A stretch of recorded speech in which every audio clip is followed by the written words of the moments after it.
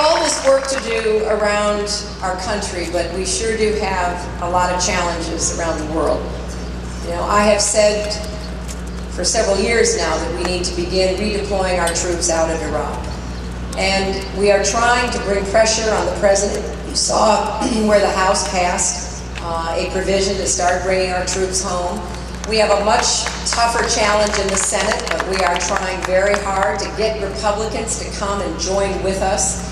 And I have a simple three-point plan. Number one, start bringing our troops home as soon as we can. And if the President does not begin to bring American troops home before he leaves office, as soon as I'm President, I will start to do that. And it will be my highest priority.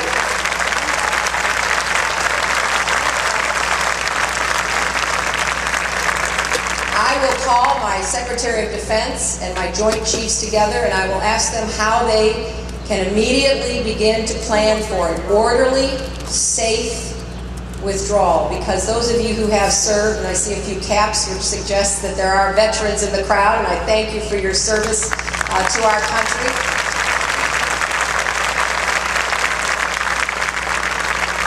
You know very well that it is dangerous to withdraw if it is not planned and not executed with great care. And I've been pushing the Defense Department to begin that planning, but you know, I'm pushing one way and Vice President Cheney, I think, is pushing the other way.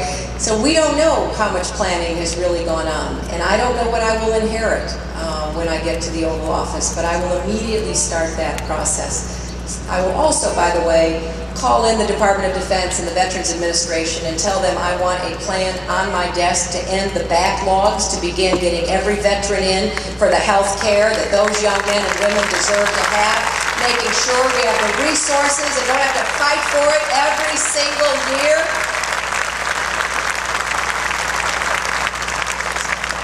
And number two, I will tell the Iraqi government, whichever government is there at the time, that we have given them their opportunity.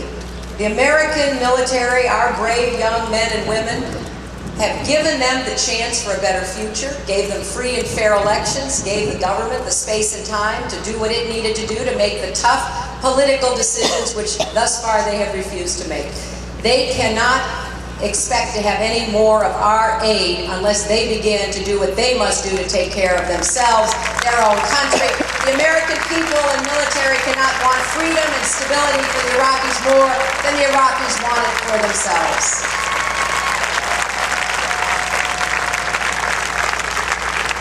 And thirdly, I believe in diplomacy. You know, that's become kind of a dirty word in the Bush White House. I think that's been a very short-sighted view. I think we should have intense regional and international diplomacy about Iraq's security and stability right now. Yes, that does mean including Iran and Syria, two very dangerous and difficult countries to deal with. I have no illusions about that.